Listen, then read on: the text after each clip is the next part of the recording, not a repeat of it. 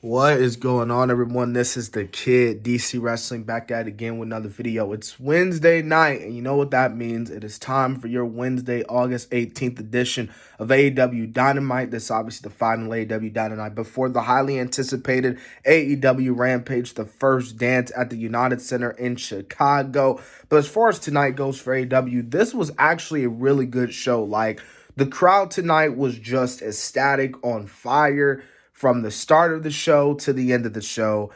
All around great show, all around from All Elite Wrestling. But we're not going to waste any time. We're going to get straight to it. We kick things off with Jon Moxley and Eddie Kingston making their way to the ring. It seems like that they have something to say. But as they make their way to the ring, they get attacked by the group of Danny Garcia and 2.0. Speaking of 2.0, it was actually announced on Talk is Jericho that 2.0 is officially signed with All Elite Wrestling. So really good for them to get signed by AEW. But they're like, nah, man, we're not going to wait until late on the night. We want Sting and Darby Allin tonight. And this is actually very special for Sting. This was Sting's first official match on TNT since the final WCW Nitro, where he took on Ric Flair, the Nature Boy Ric Flair.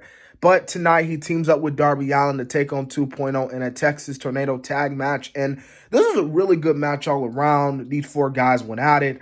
I mean, just all around great opening. And in the end, Sting and Darby Allin get the win there. So, yeah. So, next, we see Sammy Gavar versus Shawn Spears. Now, obviously, heading into this match, the big thing was what Sammy Guevara's big announcement. And it was obviously made before tonight's event. Sammy Guevara proposed to his girlfriend, Pam. She said yes. So, they are officially getting married. Congrats to Sammy on them. Sammy's obviously a really cool dude. So, hey, you know, you love to see it in wrestling. You love to see it. But this is actually a pretty good match. Totally does get, kicked out, near towards the beginning of the match. But that obviously doesn't affect the match overall. This was a really good match by both men, Shawn Spears and Sammy. Good win for Sammy, man, getting the win in his hometown. And, yeah, man, all around this really great match. So, yeah. Okay, so after that, we see Dan Lambert. That's right. America's top team, Dan Lambert, makes his return on AEW. He goes on this AEW shoot, just shooting on AEW, calling out AEW. He has former UFC world champions, Junior Dos Santos, sorry if I mispronounced his name, and Andrea Alves. Again, sorry if I mispronounce these names, but, Dan goes into this. He just goes into this Jim Cornette promo. You guys know how Dan Lambert was tonight. I mean, just cuts this crazy promo talking about these wrestlers are geeks and everything and stuff like that. And then, we see Lance Archer make his way, but Scorpio Sky and Ethan Page attack him. Next, we get a tag team match playa for the AEW World Tag Team Championships. The Young Bucks versus Jurassic Express, Jungle Boy, and Luchasaurus. This is a great tag team match. It felt like that for some split second that Jungle Boy and Luchasaurus was going to get the win. But in the end, man, the Young Bucks come out. Well, the Young Bucks come out with the W. We saw Christian Cage trying to attack Omega, who went after Marco Stunt. We all saw how that ended.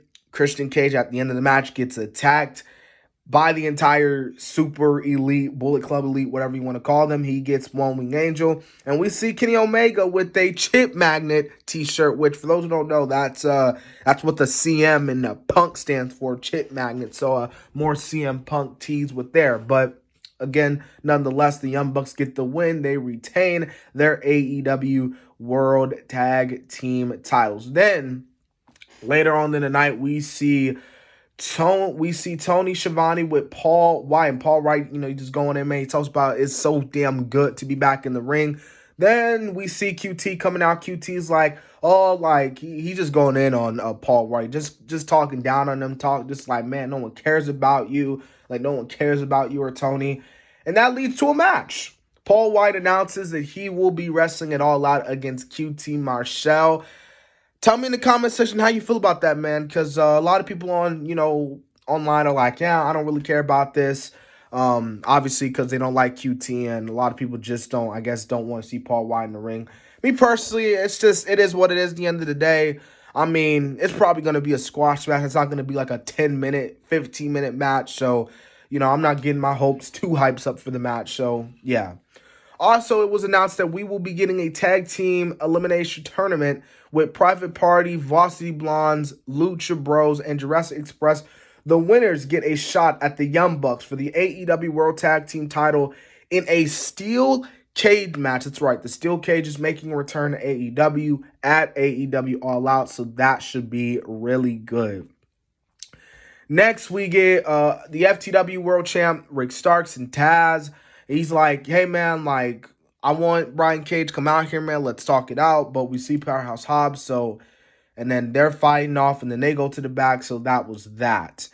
Next, we get Thunder Rosa versus Penelope Ford. This is a really good match. It's pretty good. It didn't last that long, but in the end, Thunder Rosa got the win, so that was good.